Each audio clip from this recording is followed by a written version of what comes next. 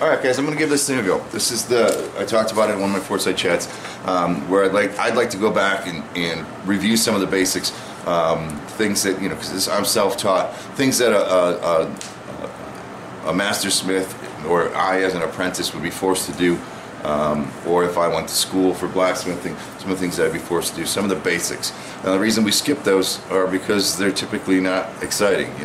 Let's get a knife, let's do a knife, rather than nails or something like that. But I think this series is going to be beneficial for me.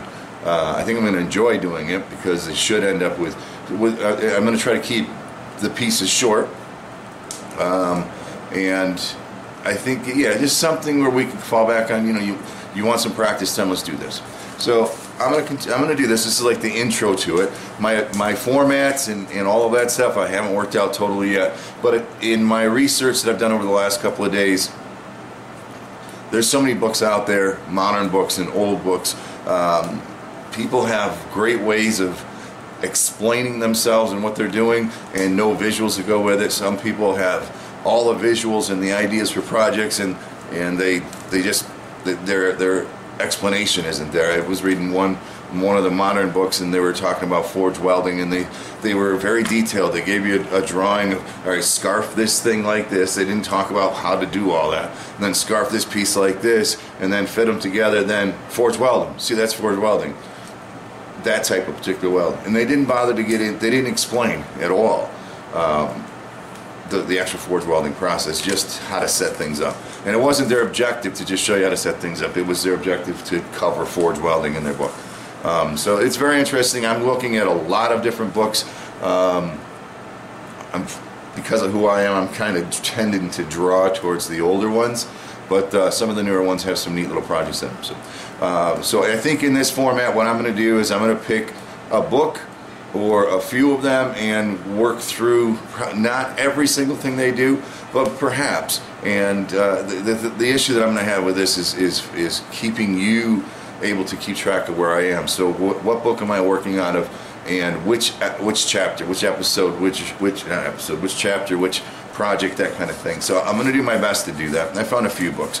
We're going to try one today, and it's, again, I'll work out the format. I'm sorry this is getting into being a long video, but I think I'm pretty excited to do it when I have some time where I can enjoy learning to smith rather than forcing myself to get something done.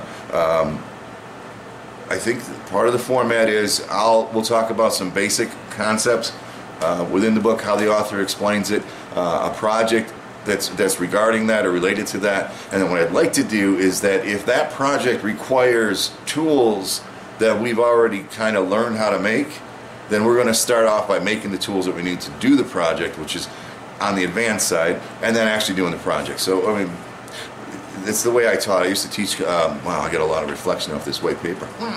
I used to teach,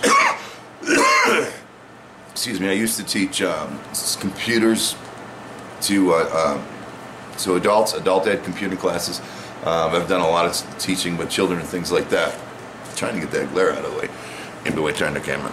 And my method of learning too is that I want to do the knife. I jump right into it. Matter of fact, the first thing I ever tried doing blacksmithing was a knife.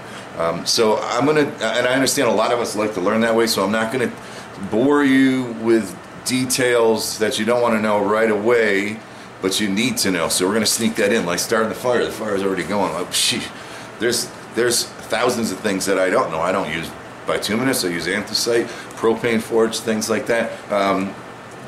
That's where we should start. Well, actually, you start by sweeping the shop, huh?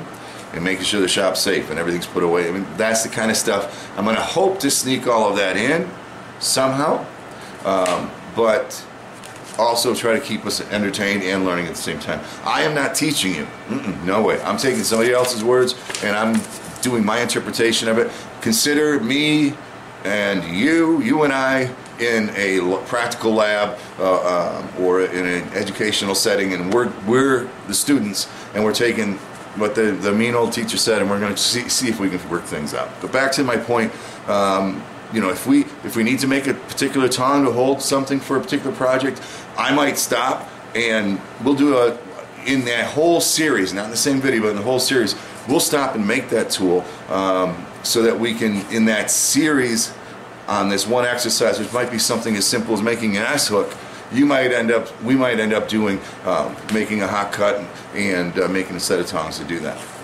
I think that format should be pretty darn entertaining, and I think we can have a lot of information given at that point. All right, this has been long. I might try another take, but I might not. This is the opening. Hopefully I can keep it under control and keep it organized so you guys can get to everything. So come on along, let's learn together with Chandler. Yeah, I like that. It's like a catchphrase. Come on along, let's learn together. Hey, I like it. Ciao.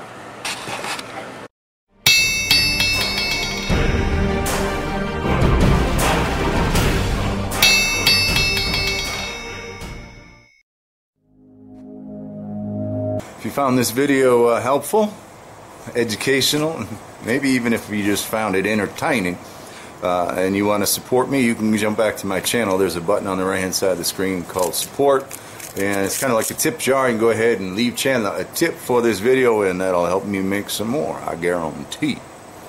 Thanks for your support, as always.